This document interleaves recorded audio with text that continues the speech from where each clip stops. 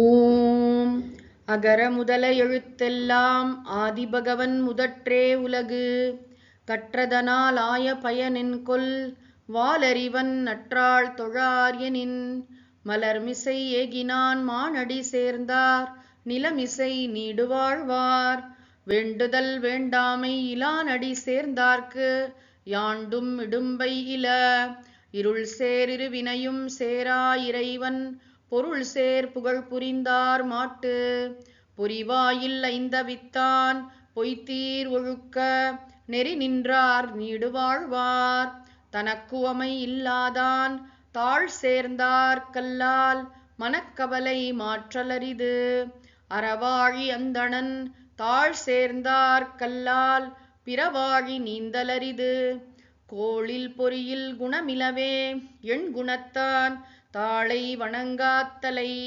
பிறவிப் பெரும் கடல் நீந்துவர் நீந்தார் இறைவனடி சேராதார். ஓம் உலக முதல்வனை வாலறிவனை மலர்மிசை ஏகியவன் தன்னை வேண்டுதல் வேண்டாமை இல்லாத இறைவனை பொறிவாயில் ஐந்தவித்தான் தன்னை தனக்குவமை இல்லாத அறவாழி அந்தணனை எண்குண இறைவனை போற்றி அமைதியான ஆனந்த ஆன்மவித்தை அருளும் ஓங்கார குருநாதர் மலர்பாதம் தலைமேற்கொள்வாம். ஓம்.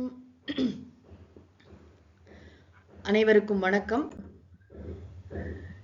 திருக்குறள்ல இதுவரை 50 அதிகாரங்களை திருவள்ளுவரின் திருவருளாலும் சுவாமிஜி அவர்களுடைய குருவருளாலும் நிறைவு செய்துள்ளோம். இப்பொழுது பொருட்பாலில் தெரிந்து தெளிதல் என்ற அதிகாரத்திற்குள் நுழைகிறோம். தெரிந்து அப்படின்னு சொன்னா ஆராய்ந்து சீர்தூக்கி பார்த்து, தெளிதல் அப்படின்னா ஒரு முடிவுக்கு வருதல். இந்த அதிகாரம் எதை பற்றியது அப்படின்னா, நம்ம வாழ்க்கையில நிறைய நபர்களை தேர்ந்தெடுக்க வேண்டிய இடத்துல இருக்கும். இப்போ ஒரு அரசன் வேலைக்கு ஆளை சேர்க்கும் பொழுது எப்படிலாம் அசஸ் பண்ணி அவன் தேர்ந்தெடுக்கணும், அதாவது தேர்ந்தெடுப்பதற்கான விதிமுறைகள், செலக்ஷன் ரூல்ஸ் அப்படின்னு சொல்லுவோம் இல்லையா. இன்னைக்கு பார்த்தீங்கன்னா கம்பெனிலலாம் இன்டர்வியூ வைக்கிறாங்க, இன்டர்வியூ வச்சு தேர்ந்தெடுக்கிறாங்க. அதுலேயே பல ரவுண்ட் இருக்கு. அப்புறம் ஹெச்ஆர் ரவுண்ட் இருக்கு, அதுக்கப்புறம் தனியாக பர்சனல் இன்டர்வியூ இருக்கு, எல்லாம் பண்றாங்க. ஒரு பர்சனை அவரோட ஸ்கில் எல்லாம் என்னங்கிறத பார்க்குறாங்க. அப்புறம் அவங்க ஆட்டிடியூட் எப்படி இருக்குன்னு பார்க்குறாங்க. அதாவது சில பேர்கிட்ட ரொம்ப நல்ல திறமையெல்லாம் இருக்கும், ஆனால் ரொம்ப எளிதில் உணர்ச்சி வசப்படக்கூடியவங்களா இருப்பாங்க. சட்டுன்னு டென்ஷன் ஆயிடுவாங்க. ஒரு வேலைக்கு ஒரு விதமான மைண்ட் செட் தேவைப்படும். இவங்களால இதெல்லாம் சமாளிக்க முடியுமா அப்படிங்கிறத பார்த்து தானே ஒரு வேலைக்கு நம்ம ஆள் எடுக்க முடியும்.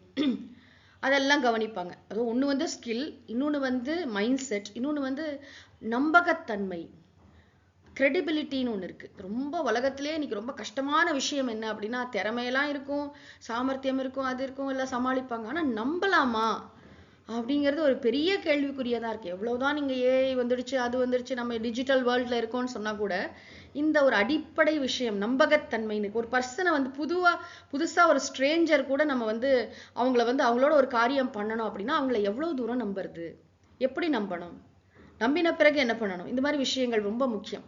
இது ஒரு ஆஃபீஸ்ல வேலை பார்க்குற ஒரு சிஇஓ, ஒரு பெரிய ஆஃபீஸ்ல மேனேஜ்மெண்ட் ரோல், மேனேஜர் ரோல்ல இருக்கிறவங்களுக்கு மாத்திரம் கிடையாது. நாம கூட வீட்டுக்கு வேலைக்கு ஒரு அம்மாவை வைக்கிறோம் அப்படின்னா கூட எவ்வளோ கேள்வி கேட்குறோம். லீவ் போடுவீங்களா, எங்கேருந்து வரீங்க, ஏது வரீங்க, ஒன்றும் இல்லை. ஒரு வீடை மாடியில் ஒரு வீடு ரூமை வாடகைக்கு விடுறோம் அப்படின்னா எவ்வளோ கேள்வி கேட்குறோம். பேச்சுலர்ஸ் கூட மாட்டோம்னு சொல்கிறோம். அதுக்கப்புறம் ஃபேமிலி இருக்கான்னு கேட்குறோம், எந்த ஊர், எங்கே சேலரி வாங்குறீங்க, இதை கொண்டு வாங்க, அதை கொண்டு வாங்க, அட்ரஸ் எல்லாம் தம்பி அவ்வளோ பயமாக இருக்குது. ஒரு புதுசாக ஒருத்தங்களை ஒரு வீடு வாடகைக்கு விடுறதுக்கு கூட அப்படி யோசிக்க வேண்டியது. நீங்கள் பாருங்கள், இதெல்லாம் நடைமுறை உண்மை சூழ்நிலை நம்ம வாழ்க்கையில். நம்மளை யாராவது நம்மளும் அதாவது நம்மளை நம்புறாங்களா அப்படிங்கிறது ஒரு விஷயம். நம்மளே ஒரு மாதிரி ஒரு இடத்துக்கு போய் வாடகைக்கு வீடு கேட்டால் என்னென்ன கேள்வி கேட்பாங்க. அப்புறம் நாம் வாடகைக்கு விடுறோனாலும் நம்ம என்னென்ன கேள்வி கேட்போம். இதெல்லாம் நடைமுறையில் இருக்குதானே. அப்போ நம்ம ஒருத்தங்களை ஆராய்ச்சி பண்ணி நம்ம அவங்களோட இந்த ப்ராஜெக்ட்ல இறங்க போறோம் அப்படின்னா என்னெல்லாம் அதுல பார்க்கணும், ஒரு பர்சனை எப்படி அசஸ் பண்ணணும், எடை போடுறது அப்படிங்கிறத விட அவங்கள எப்படி அவங்கள்ட்டேருந்து எப்படி சில விஷயங்களை நம்ம இவங்க ஒத்து வருவாங்களா மாட்டாங்களா, நிறைய நம்ம எல்லாரும் சுட்டுப்போம். இப்போ இன்னைக்கு பார்த்தீங்கன்னா பிஸ்னஸ்ல பெரிய பெரிய சாம்ராஜ்யங்கள்லாம் ஆள்றவங்கலாம் யாரை வேணாலும் கேட்டு பாருங்க, ஆரம்பத்துல நிறைய ஹிக்கப்ஸ், நிறைய லேர்னிங்ஸ் இருக்கும் உங்களுக்கு.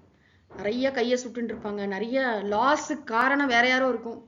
அந்த நபரை நம்பி நான் இது பண்ணினேன், அவர் கடைசியில ஏமாத்திட்டு ஓடி போயிட்டார். இப்படி இருக்கா இல்லையா? எல்லா சின்ன கம்பெனியோ பெரிய கம்பெனியோ யாரோ ஒருத்தரை நம்பி ஒப்படைப்பாங்க. அவர் எல்லாத்தையும் அவருடைய ஒரு தவறான ஒரு இதனால நடவடிக்கையினால பல விஷயங்கள் தவறா போயிருக்கும். இப்படி நம்ம பார்க்கிறோம். ஆக ஒருத்தரை நம்பி நம்ம ஒரு காரியத்துல நம்மளே எல்லா வேலையும் செய்யவும் முடியாது, அது தெரியும், செய்யக்கூடாது. தலைமை பொறுப்புல இருக்கிறவங்க என்ன பண்ண, டெலிகேஷன். யார் இன்னார் இன்னார் இந்த வேலை பண்றாங்க, அது சரியா பண்றாங்களான்னு பாக்குறதா இவரோட வேலையா இருக்கு. இவரே போய் எல்லா வேலையும் செஞ்சுட்டு இருக்க கூடாது. சுவாமிஜி ஒரு உதாரணம் சொல்லுவாங்க. ஒரு ஆசிரமத்துல நிறைய பசுக்கள்லாம் இருக்கு. அதுல வந்து ஒரு சுவாமிஜி என்ன பண்ணுவார்னா, அவர் போய் அவரே போய் மாடெல்லாம் தடவி கொடுத்து ஒரு குறிப்பிட்ட மாடுக்கு அவரே பழம் எல்லாம் கொடுப்பாரு. அவருக்கு ஒரு பிரியம், அதனால வாஞ்சையினால கொடுப்பாரு. அவர் கொஞ்சம் தலைமை பொறுப்புல இருக்கக்கூடியவர் தான். ஒரு அன்புனால அப்படி செய்வார். அதான் சுவாமி 4-5 நாள் ஊருக்கு போயிட்டார். வந்து பார்த்தா அவர் எந்த மாட்டுக்கு வாழைப்பழம் கொடுப்பாரோ அந்த மாடு மட்டும் எலும்பும் தோலுமா இருக்கான். என்ன ஆச்சுப்பா அப்படின்னா, அது சாமி மாடு, சாமியே வந்து கொடுப்பாருன்னு விட்டுட்டானா. இப்படி அவனோட வேலையை நம்ம செஞ்சோம்னு வச்சுக்கோங்களேன், சுவாமிஜி 4 நாள் ஊருக்கு போயிட்டாருன்னா அது மாடை பட்டினி போட்டுருவானா? அப்படி இல்லை. நிறைய நேரம் வந்து ரொம்ப கஷ்டமா இருக்கிறது என்னது அப்படின்னு பார்த்தீங்கன்னா, மேனேஜர் ரூல் தான். யாரை வேலை கேட்டுப்பாங்க, நம்மளே வேலை செஞ்சிடலாம். ஆனா வேலை வாங்கறதுக்குள்ள நடக்கிற கஷ்டம் பாருங்க. ஒரு இதுலயும் தெரியும் டீம் லீடருக்கு வந்து எவ்வளோ ப்ரெஷர் இருக்கும். அதே மாதிரிதான் வீட்டுல குழந்தைங்க வந்து சொன்னோன்னே செஞ்சுடுறாங்களா, இந்த டம்ளரை கொண்டு போய் சிங்க்ல போடுனா இதோ வரேன் அதோ வரேன். டக்குன்னு நமக்கு வந்து ஒரு காரியம் நம்மளே பண்ணிட்டு போயிடலாம். சொல்றது ரொம்ப ஈஸி. நீங்க ஏங்க செய்றீங்க? இல்லை குழந்தைங்கள்ட்ட ஒரு வேலையை கொடுங்க, ஹஸ்பண்டை பண்ண சொல்லுங்க, ஒய்ஃபை பண்ண சொல்லுங்கன்னு சொல்லலாம். நான் செய்யணுமே. அவங்கவுங்க பொறுப்புணர்ந்து செஞ்சுட்டா பிரச்சனையே இல்லையே. வந்து அது ஆஃபீஸா இருக்கட்டும், வீடா இருக்கட்டும், எல்லாருக்கும் 108 ப்ரையாரிட்டிஸ் இருக்கு. ஆக இந்த அதிகாரத்துல என்ன பார்க்க போறோம்னா, ஒரு மனிதரை தேர்ந்தெடுப்பது எப்படி, தேர்ந்தெடுப்பு கல்யாணத்துக்கு கூட வரன்னு பார்க்கும்போது என்னெல்லாம் பார்க்குறாங்க. நீங்க வெளியே இதெல்லாம் விட்டுடுங்க, அவர் எவ்வளவு சம்பாதிக்கிறாரு, பார்க்க எப்படி இருக்காரு, அந்த ஃபேமிலி பேக்ரவுண்ட் செக் பண்ண வேண்டியது இருக்கே. அவருக்கு வேற ஏதாவது பழக்கங்கள்லாம் இருக்கா, எப்படிப்பட்டவர், எவ்வளோ விஷயம் யோசிக்கிறாங்க வந்து. அப்போ ஒருத்தரை தேர்ந்தெடுக்கிற லாங் டேர்ம், இது வந்து லைஃப் லாங் இருக்கக்கூடிய ஒரு ரிலேஷன்ஷிப்பு. அப்போ டக்குன்னு எடுத்தேன் கவுத்தேன்னு ஒரு கல்யாணம் பண்ண முடியாது. அந்த காலத்துல அப்படிதான் பண்ணினாங்க. அது நிறைய கல்யாணம் சக்சஸ் ஆகும் ஆச்சு. நீங்க நம்ம பார்த்து பார்த்து நிறைய பண்ணி கூட நிறைய ஃபெயிலியர் ஆகுது. அதுக்கு நிறைய காரணங்கள். ஆனாலும் அந்த பேக்ரவுண்ட் வெரிஃபிகேஷன். நான் வந்து கொஞ்ச நாள் முன்னாடி ஒரு கல்லூரியில வந்து முதல்வர் பொறுப்புல சில மாதங்கள் பணியாற்றினேன். அப்போ வந்து கான்டாக்ட் சர்டிஃபிகேட்லாம் ஸ்டூடெண்ட்ஸ் கொடுப்போம் இல்லையா. அப்போ வந்து அந்த பையன் எங்கேயோ வேலைக்கு போயிருப்பான், படிச்சு முடிச்சுட்டு வேலைக்கு போயிருப்பான், 2-3 வருஷம் கூட ஆயிருக்கும். ஃபோன் பார்த்தீங்கன்னா பிரின்சிபலுக்கு வரும். காலேஜ் பிரின்சிபலுக்கு என்ன ஃபோன் வரும்னா, இந்த பையன் இந்த குறிப்பிட்ட வருஷம் முடிச்சுட்டு போன இந்த பையனுக்கு பாம்பேல இந்த கம்பெனில நாங்கள் வேலை கொடுக்க போறோம், இன்டர்வியூலாம் முடிஞ்சுது, கொடுக்கலாம் தானேன்னு ஒரு வார்த்தை கேட்குறாங்க. ஹிந்தியில பேசுறாங்க. என்னன்னா, எல்லாம் முடிஞ்சதுக்கு அப்புறம் யார் அந்த பையனை சர்டிஃபை பண்ணுவான்? கான்டாக்ட் சர்டிஃபிகேட் சைன் பண்ணி அனுப்பிச்சிடுறோம். இந்த பையன் நல்ல பையன் தான், இவனை நம்பி நீங்க வேலைக்கு எடுத்துக்கலாம் அப்படின்னா யாராவது, அதாவது அதுக்கு தான் அந்த டெஸ்டிமோனியல்லாம் வந்து இதெல்லாம் வாங்குறோம் பார்த்தீங்களா, வந்து ரெஃபரன்ஸ் வாங்குறோம். அதாவது இந்த பர்சன் வந்து சரியான இவங்க வந்து இவங்களை நம்பலாம் அப்படின்னு சொல்லிட்டு ஒரு இது கொடுக்கணும், ஒரு உறுதிமொழி கொடுக்க வேண்டியது இருக்கு. To whom so ever it may concern அப்படிலாம் போட்டு கொடுக்குறாங்க பார்த்தீங்களா. அது ரொம்ப முக்கியமா இருக்கு. நான் அப்பதான் யோசிச்சேன், ஓ இவ்வளோ விஷயம் இருக்கா. எப்பயோ படிச்சுட்டு போன பையனுக்கு வேலை கிடைக்கும் போது காலேஜ் பிரின்சிபலுக்கு ஃபோன் வருது. அந்த பையனோட இதெல்லாம் ஒழுங்கா இருக்குமா, ஒன்றும் தப்பெல்லாம் பண்ண மாட்டானே அப்படின்னு கேட்குறாங்க. அவ்வளோ கன்சர்ன். ஏன்னா ஒரு பெரிய பொறுப்பை அவனை நம்பி கொடுக்குறாங்க. அதாவது படிப்பு, ஸ்கில் செட், திறமையாக வேலை செய்வது, நிறைய பேரோட டீம்ல சேர்ந்து உற்சாகம், அதெல்லாம் வேற. ஆனா அடிப்படை நம்பகத்தன்மை, மறுபடியும் நான் சொல்றேன், சின்சியரிட்டின்னு ஒன்று இருக்கு பார்த்தீங்களா. அந்த சின்சியரிட்டி அப்படிங்கிறது எப்படி கண்டுபிடிப்பீங்க? ஒரு பர்சன் சின்சியரா இல்லையான்னு முகத்துல எழுதியா ஒட்டியிருக்கும். பார்க்க, அதாவது சில பேருக்கு வந்து அந்த ஒரு ஸ்கில் இருக்கும், பார்த்தோன்னே கண்டுபிடிப்பாங்க. சரியில்லை. பாடி லாங்குவேஜ் இருக்கு பார்த்தீங்களா, அதை வச்சு கண்டுபிடிப்பாங்க. அது எல்லாராலையும் முடியாது. வெள்ளந்தியா நிறைய நேரம் நம்ம நம்பிடுவோம். யாராவது சிரிச்சு 2 வார்த்தை பேசினா நம்பிடுவோம். அதாவது ஹார்ம்லெஸ் அப்படின்னு நினைப்போம். நமக்கு மனிதர்களை எடை போட்டு நமக்கு ஒண்ணுமே ஆக போறது இல்லை. ஆனா ஒரு பொறுப்புல, ஒரு அலுவலக பொறுப்புல எங்கேயோ ஒரு இடத்துல அவங்களோட நம்ம காரியம் பண்ணணும், ரொம்ப நாள் தொடர்ந்து, முக்கியமா பணம் இன்வால்வ் ஆகுது, இந்த மாதிரி செயல்கள்லாம் இருக்கும்போது அந்த பர்சனை பத்தி நன்றாக ஆராய்ச்சி செய்து தெரிந்து கொள்ளாமல் எப்படி செயல் இறங்க முடியும்?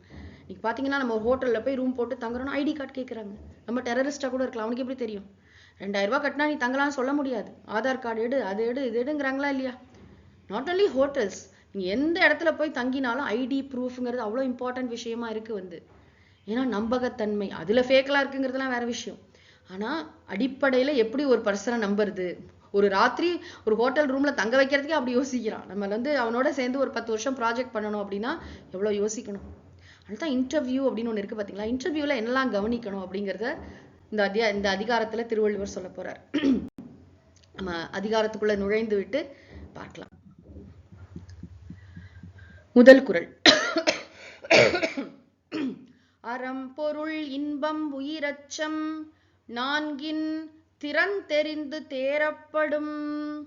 அறம் பொருள் இன்பம் உயிரச்சம் நான்கின் திறம் தெரிந்து தேரப்படும். ஒருத்தன்ட்ட என்னெல்லாம் பார்க்கணுமா? ஃபர்ஸ்ட் அறம். அறம்னா அவனிடம் எவ்வளவு தர்ம சிந்தனை இருக்கிறது. இதெல்லாம் எப்படி பார்க்கறதுன்னு கேட்காதீங்க. திருவள்ளுவருடைய இது. அவனுக்கு நல்ல செயல்கள், அறம்னு சொன்னா புண்ணிய செயல்கள் அப்படின்னு சொல்லலாம். தர்மமான நல்ல செயல்கள், நல்லது பண்ணணும், நல்லது செஞ்சா நமக்கும் நல்லது, எல்லாருக்கும் நல்லது, அந்த ஒரு எண்ணம், அதான் அறம். பொருள், அதாவது அவனுக்கு பொருள் நாட்டம் எவ்வளவு இருக்கு, அவன் பேராசை பிடிச்சவனா இருக்கலாம். கொஸ்டின்ஸ் வச்சு கண்டுபிடிக்கணும். இதை டைரக்டா கேட்க முடியாது. இந்த ஆன்சர் எதுல இருந்து வருமோ அந்த மாதிரி கேள்வி. நீங்க ஹாபி போது என்ன, உங்க ஹாபி என்ன, அதுல இருந்து தெரியும். நீங்க சனி ஞாயிறு லீவா இருக்கும்போது என்ன பண்ணுவீங்க? சார் நான் ஒரு சமூக சேவை அமைப்போட தொடர்பில் இருக்கேன் சார். நாங்கள் போய் அங்கே நிறைய பேருக்கு சாப்பாடுலாம் கொண்டு போய் கொடுப்போம், பிளட் டொனேஷன் போவோம், ஏதோ ஒன்று சொல்கிறான்னு வச்சுக்கோங்களேன். அப்போ அறம்ல ஒரு இன்ட்ரெஸ்ட் இருக்குது அப்படின்னு தெரிஞ்சுக்கலாம். பொருள் நாட்டம் எவ்வளோ இருக்குது, ரொம்ப கிரீடியாக இருக்கான், அதாவது சீக்கிரமாக பணம் சம்பாதிக்கணும் அப்படின்னு நினைக்கிறவன் இருப்பான். இல்லை கஷ்டப்பட்டு உழைச்சி நல்லா சம்பாதிக்கணும், நல்லா சேவ் பண்ணணும்னு இருப்பான். அந்த பொருள் நாட்டம் எப்படி இருக்குது. அப்புறம் இன்ப நுகர்ச்சி, ஜாலியாக இருக்கிறதுல நிறைய பேருக்கு விருப்பம் இருக்கும். எல்லாருமே ஜாலியாக தான் இருக்க விரும்புகிறோம். ஆனால் அதில் ஒரு பேலன்ஸ் இருக்கணும். சில பேர் பார்த்தீங்கன்னா ஆஃபீஸில் இப்போ கேமராலாம் வச்சுட்டாங்க. இந்த காலத்தில் மேனேஜர் லீவுனா இவங்களும் ரிலாக்ஸ் ஆகிடுவாங்க, வேலையே செய்ய மாட்டாங்க. ஓபி அடிக்கிறது அப்படின்னு ஒன்று இருக்குது பார்த்தீங்களா?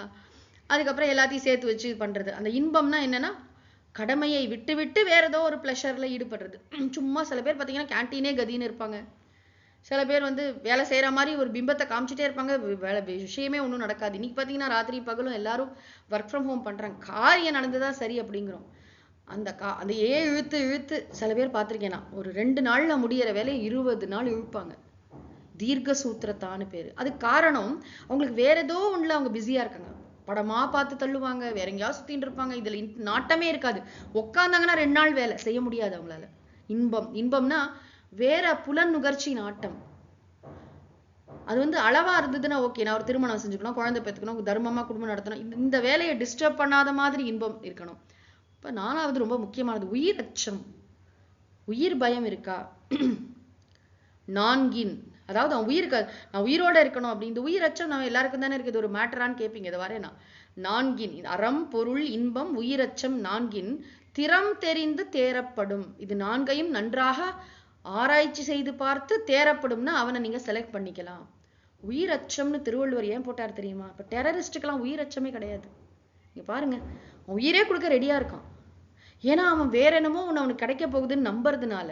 இந்த பாரு, இந்த 40 பேரை நீ சுட்டுட்டு நீயும் செத்து போயிடுனா, நீங்க நினைச்சு பாருங்க, எவனா இருந்தாலும் உயிரை கொடுப்பானா? உயிரை கொடுக்க ரெடியா இருக்கான் டெரரிஸ்ட்.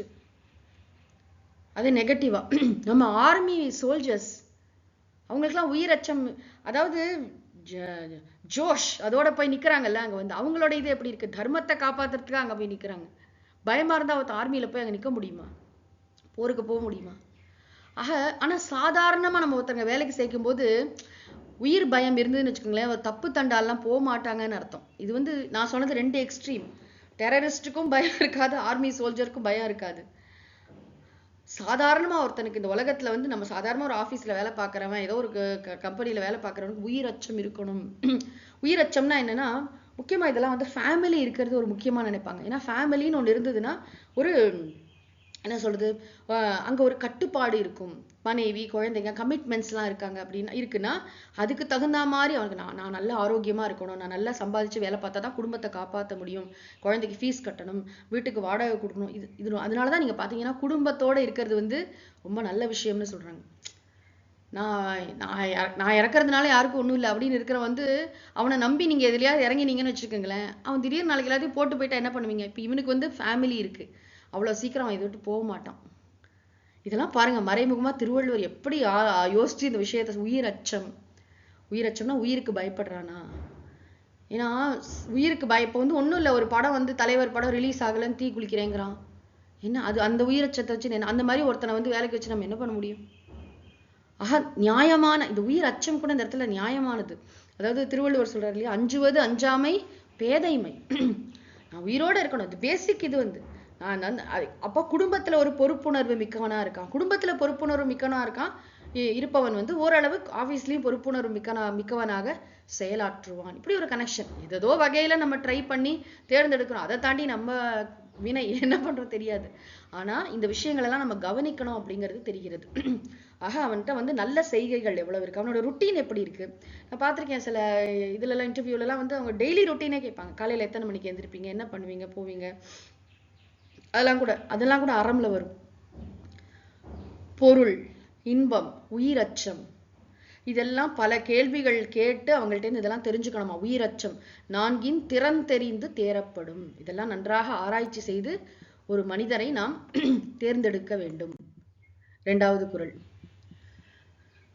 குடிப்பிறந்து குற்றத்தின் நீங்கி வடுப்பறியும் நானுடையான் கட்டே தெளிவு. குடிப்பிறந்து குற்றத்தின் நீங்கி வடுப்பறியும் நானுடையான் கட்டே தெளிவு. தெளிவுனா யாரை வந்து தேர்ந்தெடுக்கிறது, யாரை ஃபைனலைஸ் பண்றது, இதுதான் அப்படின்னு டிசைட் பண்றோம்ல, அதான் தெளிவு. அந்த டெசிஷன் வந்து யாரை நம்ம தேர்ந்தெடுக்கணும் அப்படிங்கிறத சொல்றார். தற்செயலா ஒரு விஷயம் ஞாபகம் வருது. ராமாயணத்துல விபீஷணன் வருகிறார். ராவணனோட சண்டை போட்டு ராவணனுக்கு நிறைய முதல்ல அவர் அறிவுரை கூறுகிறார். ராவணன் வந்து அதாவது சபையிலேயே எந்திரிச்சு விபீஷணன் தைரியமா பேசுறார். நீ செய்யறது தப்பு, ஒரு கருநாக பாம்பை நீ வீட்டுல வச்சிருக்க, முதல்ல அந்த சீதையை கொண்டு போய் ராமர்கிட்ட விடு, நீ பண்றது அநியாயம் அக்கிரமம்னு தட்டி கேட்கின்ற ஒரே நபர் விபீஷணன். ஏன்னா ராவணன் யாரையுமே பேச விட மாட்டான், ஒரு பேட் மேனேஜர் அப்படி அதாவது அவனுக்கு எல்லாம் வந்து துதி பாடுறவங்களா தொடை நடிகைகளா இருப்பாங்க ராவணனை சுத்தி இருக்கிறவங்க எல்லாம். விபீஷணன் ஒத்தர் தான் தைரியமா எடுத்து சொல்றார். உடனே சபையை கலைச்சிடுறான். அப்பையும் விபீஷணர் தாங்க முடியாம ராவணனோட மாளிகைக்கே போய் மறுபடியும் அதிகாலை வேலையில சண்டை போடுறாரு, எல்லாம் பேசுற, ஒன்னும் வேலைக்கு ஆகலைன்னு போது தன்னுடன் ஒரு 4 பேரை கூட்டிட்டு அவர் ராமர்கிட்ட வந்துடுறார் சரணாகதி பண்ண.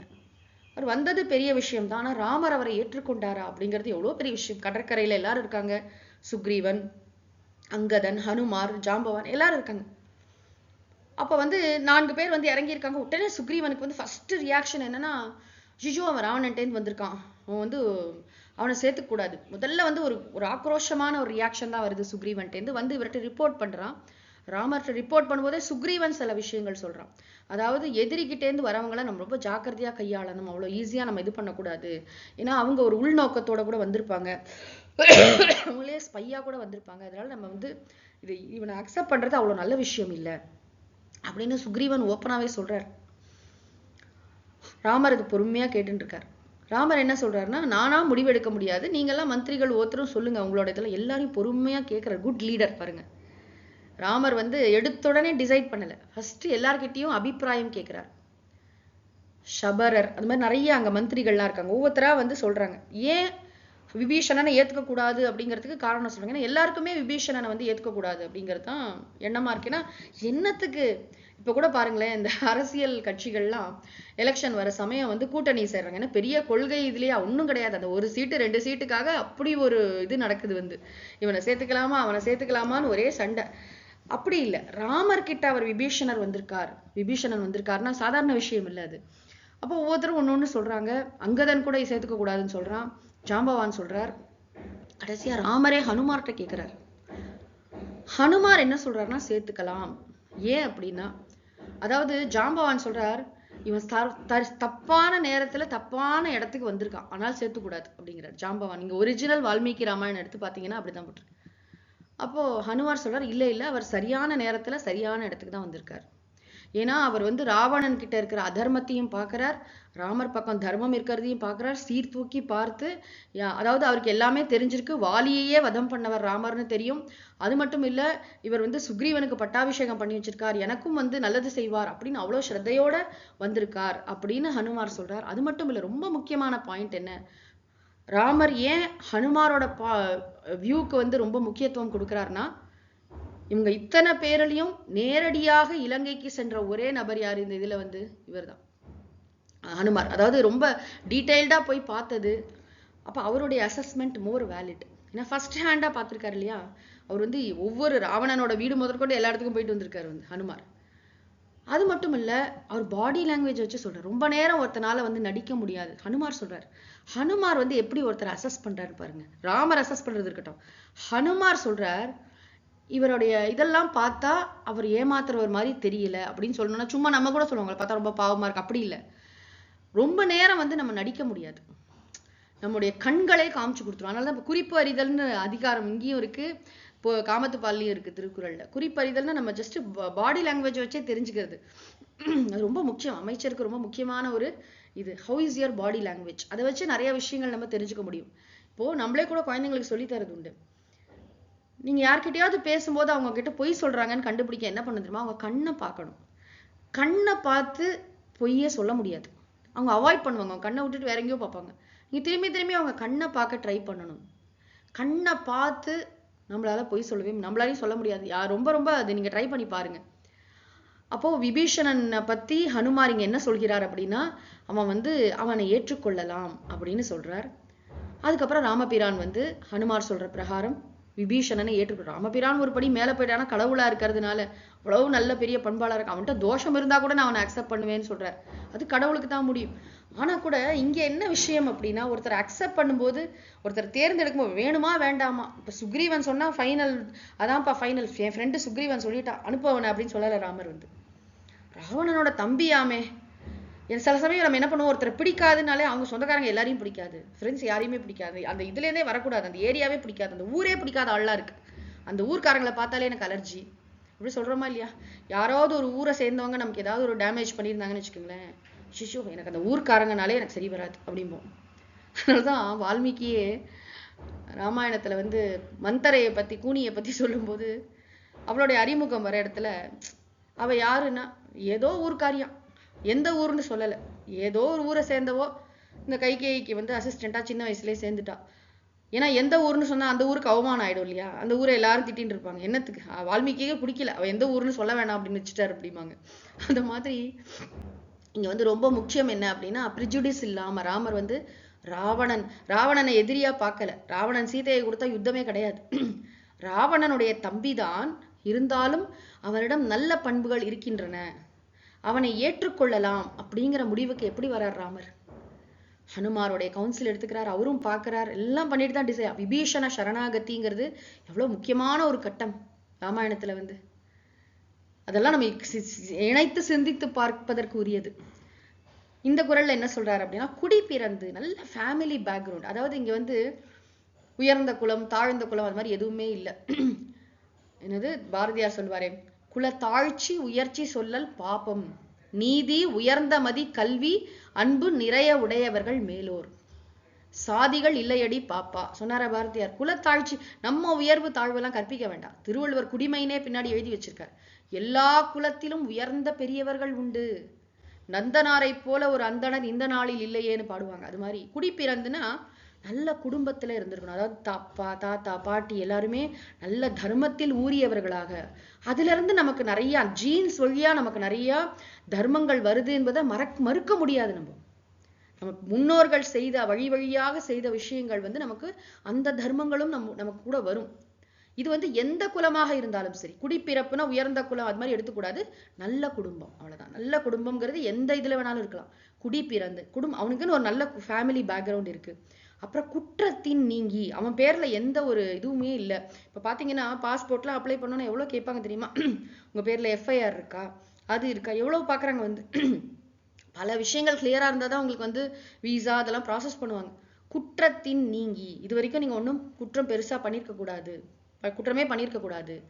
அது மட்டும் இல்ல, ஏதோ ஒரு இதனால கூட நம்மளாம் கூட குற்றம் பண்ணாம தான் இருக்கும். முக்கியமா இங்க மூணாவது விஷயம் என்னன்னா, வடுப்பரியும் நானுடையான். வடுன்னு சொன்னா ஏதோ ஒரு குற்றச்சாட்டு, ஒரு பிளேம். பரியும்னா அதுக்கு பயப்படணுமா, அதுக்கு பயப்படக்கூடிய நானுடையான். ஐயோ என்னோட பேரு கெட்டு போயிடும் அப்படின்னு பயப்படுறான் பாத்தீங்களா?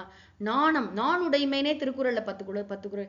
சிஷு என் பேர் கெட்டு போயிடும், கேட்கவே காது கூசுது, எனக்கு வேணாம், அதை சொல்லாதீங்க, என்னால செய்ய முடியாது, என்னால லஞ்சம் வாங்க முடியாது அப்படி ஒருத்தர் சொல்றாருன்னு. வடுப்பரியும் அப்படின்னா என்னுடைய பேர் கெட்டு போய்விடும் என்று பரியும்னா அச்சப்படக்கூடிய நானுடையான், கட்டே தெளிவு. அப்படிப்பட்ட ஒரு ஆளை தான்ப்பா நீ தெளிஞ்சு தேர்ந்தெடுக்கணும். 3 விஷயம் சொல்றாரு. நல்ல ஃபேமிலி பேக்ரவுண்ட் இருக்கா, தாத்தாலாம் வந்து விவசாயம் பண்றாங்க, கிராமத்துல இருக்காங்க, அது பண்ணாங்க இது பண்ணாங்க, அப்புறம் இது வரைக்கும் அவர் பேர்ல எந்த ஒரு காலேஜ்ல வந்து குடிச்சாரு, அங்க இது 4 வாட்டி சஸ்பெண்ட் பண்ணாங்க, இதெல்லாம் பிளாக் மார்க் தானே வந்து உங்களுக்கு. காலேஜ்ல வந்து இத்தனை அரியர் இருக்கு, இல்ல பசங்களோட சேர்ந்து இவ்வளவு சுத்தினாரு, இத்தனை வாட்டி வந்து இதுக்கு கூப்பிட்டாங்க, அந்த மாதிரி எந்த விதமான குற்றமும் இது வரைக்கும் சொல்லல. இவருக்குமே தன்னோட பேரு கெட்டு போறதுல விருப்பம் இல்லை. வடுப்பரியும் நானுடையான், பேசி பார்த்தா புரிஞ்சிடும் இதெல்லாம் வந்து.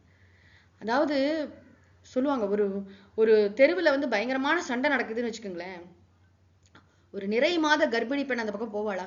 பெரிய சண்டை நடக்குது, எல்லாம் பாட்டில் எல்லாம் தூக்கி போட்டு உடைச்சிட்டு இருக்காங்கன்னா, நிறை மாத கர்ப்பிணி பெண் அந்த தெரு வழியா ஏன் போக மாட்டானா? என் குழந்தைய நான் பத்திரமா பெற்று எடுக்கணும், இந்த குழந்தை வந்து ஜாகிரதையா நல்லபடியா வெளில வரும், அந்த வேடிக்கை பார்க்கறது என் மேல இல்ல, நாங்க போனா என்ன தாக்கிட்டாங்கன்னா நான் என்ன பண்றது அப்படி நினைச்சு இன்னொரு தெரு வழியா சுத்தி போவாளாம். அது மாதிரி வாழ்க்கையில உயர்ந்த லட்சியம் உடைய மனிதன், அந்த லட்சியம்தான் கர்ப்பம். நான் உயர்ந்த லட்சியத்தை நோக்கி போயிட்டு இருக்கேன், நான் இந்த வீண் இதெல்லாம் நான் மாட்ட மாட்டேன், இதெல்லாம் வேடிக்கை பார்க்க கூட நான் போக மாட்டேன், எனக்கு தெரியும் இதெல்லாம் என்னை வந்து பலவீனப்படுத்தும், அந்த விஷயத்துக்கு பக்கமே நான் போக மாட்டேன். சுவாமி விவேகானந்தர் சொல்றாரு, எவையெல்லாம் உன்னை பலவீனப்படுத்துகின்றனவோ அவற்றை விஷம் என்று ஒதுக்கித்தள். பேர்பட்ட வார்த்தை.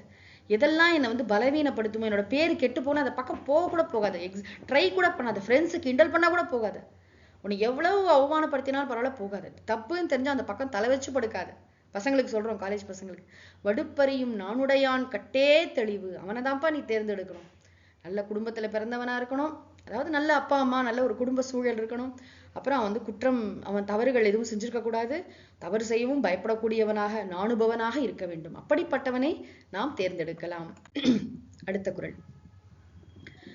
அப்புறம் இந்த 3வது குறள்ல ஒரு முக்கியமான ஒரு ஃபேக்டை சொல்றாரு திருவள்ளுவர். இப்படி நம்ம லென்ஸ் வச்சு எல்லாரையும் இப்படி இப்படி பார்த்துட்டே இருக்கோம்னு வச்சுக்கோங்களேன், நீங்க இந்த பாயிண்ட கவனிங்க அப்படிங்கிறார். என்னன்னா, அரிய கற்று ஆசற்றார் கண்ணும் தெரியுங்கால் இன்மை அரிதே வெளிறு.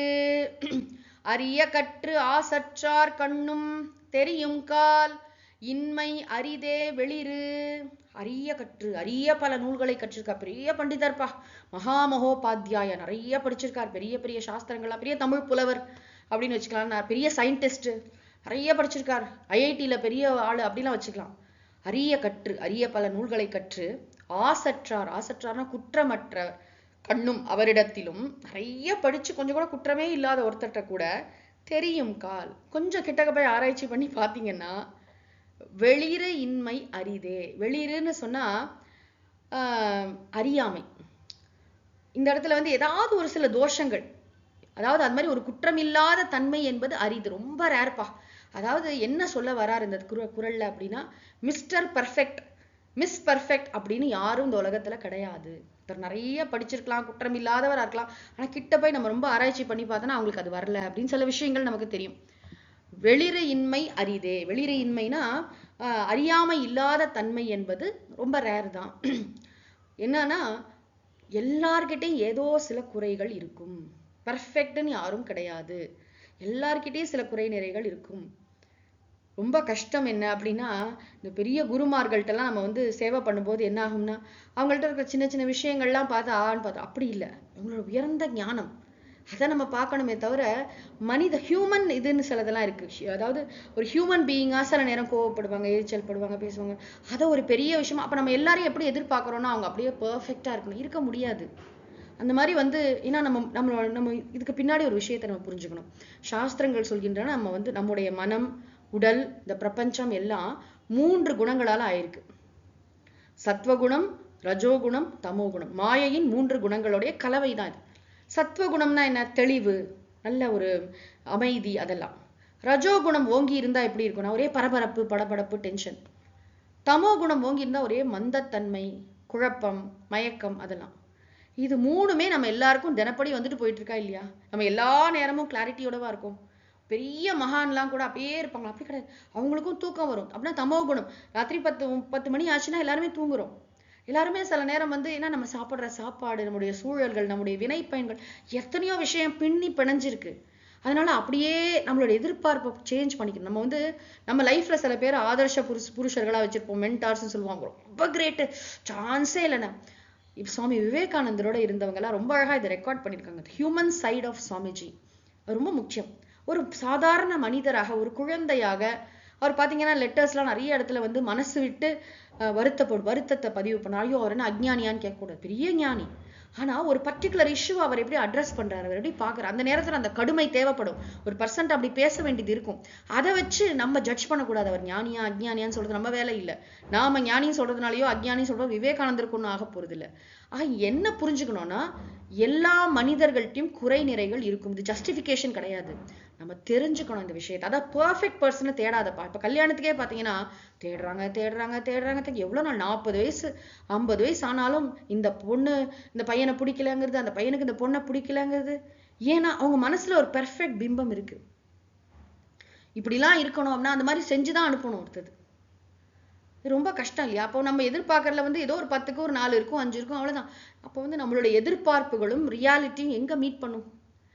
முக்கியமா இந்த இடத்துல சொல்றது, நீங்க ஒரு அதாவது நீங்க என்னதான் தேர்ந்தெடுத்து நீங்க எடுத்தாலும் அந்த பர்சன்ட்ட ஒரு சில குறைகள் இருக்குங்கிறதையும் புரிஞ்சுக்கோங்க, தெரிஞ்சுக்கோங்கன்னு சொல்றாரு. என்ன அழகான விஷயம் பாருங்க.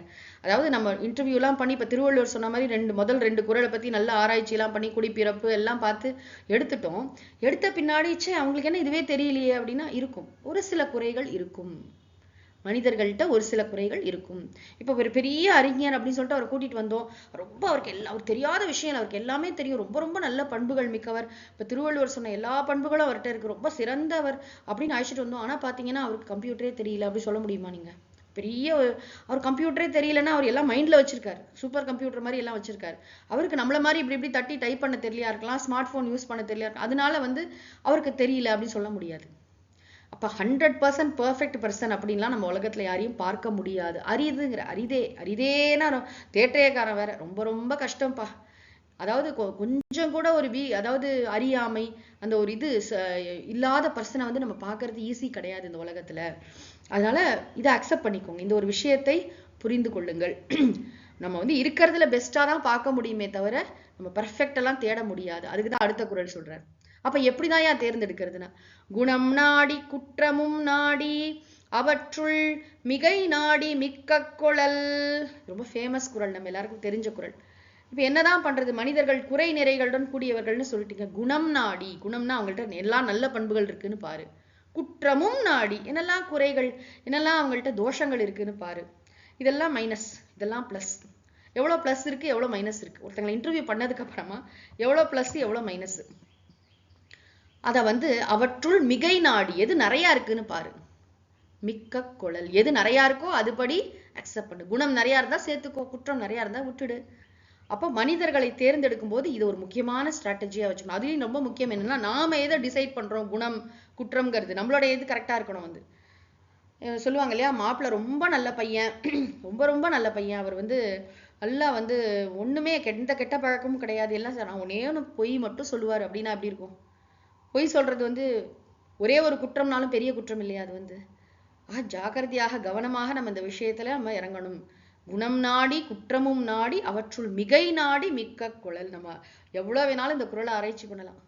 ஒருத்தட்ட என்னெல்லாம் நல்ல விஷயங்கள் இருக்குன்னு பாக்குறதே ஒரு பெரிய ஒரு குவாலிட்டி. சுவாமிஜி சொல்வார், எப்ப பாரு மத்தவங்க கிட்ட இருக்க தோஷம் தான் நமக்கு ஃபர்ஸ்ட் கண்ணுக்கு தெரியும். ஒருத்தரை பார்த்தாலே அவங்க என்ன இப்படி பேசுறாங்க, அவங்க என்ன இப்படி பண்றாங்க, அவங்கள்ட்ட என்ன நிறை இருக்குன்னு பாரு.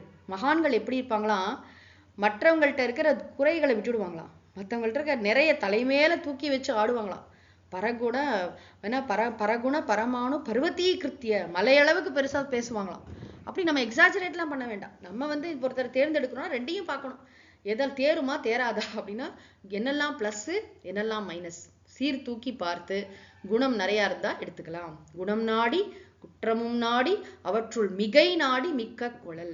அதாவது ஏதோ மனசுல நம்மளா ஒரு அபிப்பிராயத்தை ஏற்படுத்திக்கணும். இப்ப சொன்னேன் இல்லையா, இந்த ஊர்க்காரங்களை பிடிக்காது, இந்த கம்பெனிக்காரங்களை பிடிக்காது, இந்த ஊருக்கு அப்படிலாம் வச்சுக்காம அஸ் அ பர்சன் பாரு. அந்த பர்சன் கிட்ட என்னெல்லாம் இருக்குன்னு பாரு. இதெல்லாம் அக்செப்ட் பண்ண முடியுமான்னு பாருங்க. பாத்தீங்கன்னா சில காலேஜ் இன்டர்வியூலாம் கம்யூனிட்டி வச்சு, ரிலீஜனை வச்சு, அதெல்லாம் வச்சு தேர்ந்தெடுப்பாங்க. இவங்க நமக்கு சரிப்பட்டு வருவாங்களா மாட்டாங்களா அப்படிலாம் பார்ப்பாங்க. இங்க நம்ம ரொம்ப முக்கியமா அங்க பார்க்க வேண்டியது என்னன்னா, அந்த பதவிக்கு அந்த வேலைக்கு அவர்கள் பொருத்தமானவர்களா, அந்த வேலையை அவங்க சரியா பண்ணுவாங்களா, அதுல என்னெல்லாம் ப்ரோஸ் அண்ட் கான்ஸ் இருக்கு, எல்லாத்தையும் ஆராய்ச்சி பண்ணி தானே எடுக்க முடியும்.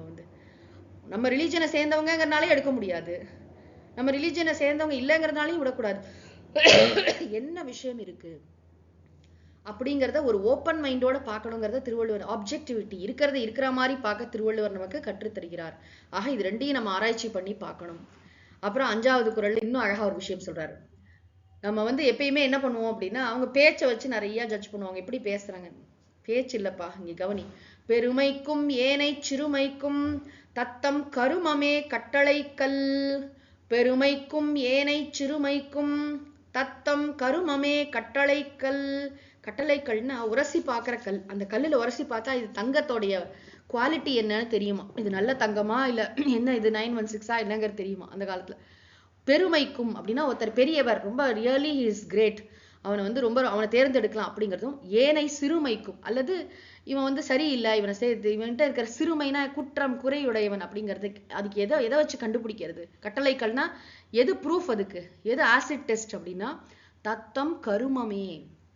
ஆக்ஷன்ஸ் ஸ்பீக் லவுடர் தேன் வேர்ட்ஸ். கேள்விப்பட்டிருக்கீங்களா? அதாவது செயல்கள் மிக முக்கியம், சொற்களை காட்டிலும் ரொம்ப முக்கியம். சில பேர் வாயால சர்க்கரையா பேசுவாங்க, காரியத்துல ஒண்ணுமே இருக்காது. சில பேருக்கு சரியா பேச வராது, கடுகடுன்னு கூட இருப்பாங்க, ஆனா காரியம் கரெக்டா பண்ணுவாங்க. அதை வச்சு கண்டுபிடிங்கிறார். இப்போ எனக்கு வந்து இந்த பையனை வேலைக்கு எடுத்துக்கணுமா வேண்டாமான்னு இன்னும் டிசைட் பண்ண சின்ன டாஸ்க் கொடுத்துப்பாரு, ஒரு வாரம் டைம் கொடுத்து அவன் எப்படி வேலை பார்க்கறாங்கிறத கவனி. கருமம், தத்தம் கருமமே கட்டளைக்கு. அவன் அந்த வேலையை சரியா முடிக்கிறானான்னு பாரு. மற்றபடி அவன் தலை ஒழுங்கா செய்வல, அவன் வந்து பேசுறான் ஓவரா, இதெல்லாம் சிலதெல்லாம் வந்து சரி பண்ண முடியும். சில விஷயங்கள் வந்து சில பேர் வந்து பண்பாடு இல்லாம இருப்பாங்க, வந்தப்புறம் மாத்திப்பாங்க. ஒவ்வொரு கம்பெனிக்கு சில பண்பாடெல்லாம் இருக்கும், அதுக்குள்ள வந்து மாறிடுவாங்க, குரூம் ஆவாங்க. அதெல்லாம் நம்ம பார்க்கலாம். இப்ப டிவிஎஸ் மாதிரி ஒரு கம்பெனிலாம் பாத்தீங்கன்னா அவங்களுக்குன்னு ஒரு கல்ச்சர் இருக்கும், அதுக்குள்ள வந்துருவாங்க. அது பெரிய விஷயம் இல்லை. அதாவது ஒரு காலேஜ் ஸ்டூடெண்ட் வந்து ஒரு எம்ப்ளாயியா மாறுறது அப்படின்னு ஒரு ஃபேஸ் இருக்கு பாத்தீங்களா, அதுக்கு தகுந்த மாதிரி மாத்திப்பாங்க, அது மேட்டர் இல்லை. ஆனா வேலை எப்படி பண்றாங்க, தத்தம் கருமமே கட்டளைகள், எவ்வளவு ஃபோக்கஸ்டா பண்றாங்க, அவன் வேலையை சரியா செஞ்சு முடிக்கிறான். அவன் நிஜமாவே அவனுக்கு சீரியஸா அந்த வேலையில ஆர்வம் இருந்தா தானே ஒழுங்கா அதை பண்ணுவான், இங்க மேல வரணும் நல்லபடியா அதை பண்ணணுங்கிற ஆர்வம் இருந்தா தானே செய்வான். ஆக செயலை வைத்து நாம் ஒரு மனிதரை தேர்ந்தெடுக்க வேண்டும். கொஞ்சம் அதனாலதான் வந்து நீ கம்பெனி எல்லாம் பார்த்தா உடனே வந்து பர்மனன்ட் இதுவா கொடுக்குறாங்க கிடையாது. எடுத்தோடனே ப்ரொபேஷனரி தான் கொடுப்பாங்க. ஒரு 3 மாசம் பாரு, 6 மாசம் பாரு, அதுக்கப்புறம் தான் இது வந்து வேலையை வந்து நிரந்தரம் பண்ணுவாங்க இல்லையா. எங்க போனாலும் உடனே வந்து அவங்களுக்கு நீ இனிமேல் லைஃப் லாங் நீங்க இங்க வேலை பார்க்கலாம் இங்கேயா சொல்றாங்களா? கவர்மெண்ட்லயே 60 வயசு காமிச்சிருவாங்க. ஆக ஒரு டைம் இருக்கு, இவ்வளவு டைம் வச்சு ஏன் வச்சிருக்காங்க அப்படின்னா இந்த காரணத்துக்காக அவங்க எப்படி வேலை செய்யறாங்கிறத பார்த்து முடிவெடுக்கலாம் அப்படின்னு. தொடர்ந்து நாம் அடுத்த வாரம் சிந்திப்போம். ஓதற்கு எளிதாய் உணர்தற்கு அரிதாகி வேதப் பொருளாய் மிக விளங்கி தீதற்றோர் உள்ளுதொறும் உள்ளம் உருக்குமே. வள்ளுவர் வாய்மொழி மாண்பு மூர்த்தி எல்லாம் வாழி எங்கள் மோன குருவாழி அருள் வார்த்தை என்றும் வாழி அன்பர் வாழி பராபரமே. ஓம் சாந்தி சாந்தி சாந்தி. ஹரி ஓம் தத்சத். திருவள்ளுவர் திருமலரடிகள் போற்றி போற்றி. சத்குருநாத மகாராஜ் கி ஜெய்.